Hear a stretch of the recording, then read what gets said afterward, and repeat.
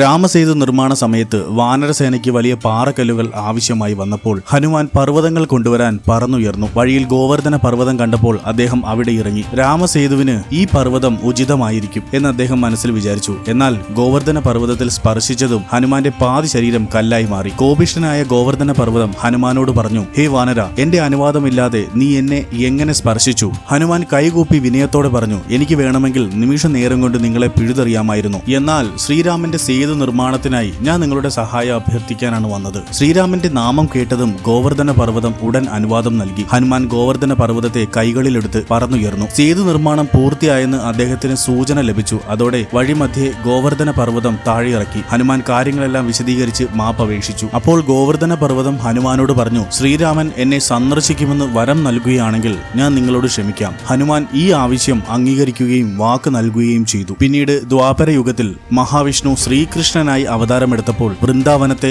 ഇന്ദ്രന്റെ കോപത്തിൽ നിന്ന് രക്ഷിക്കാനായി ഗോവർദ്ധന പർവ്വതത്തെ തന്റെ ചൂണ്ടുവിരലിൽ ഉയർത്തി. ഈ പ്രവൃത്തിയിലൂടെ ശ്രീരാമൻ ഹനുമാന് ഗോവർദ്ധന പർവ്വതത്തിന്റെ പേരിൽ നൽകിയ വാക്ക് പാലിക്കുകയും ചെയ്തു. ഈ കഥ നിങ്ങൾക്ക് ഇഷ്ടമായാൽ ലൈക്ക് ആൻഡ് സബ്സ്ക്രൈബ് ചെയ്യുക. ജയ് സിയാറാം, ജയ് ബജ്രംഗ് ബലി. ഓം നമോ ഭഗവതേ വാസുദേവായ.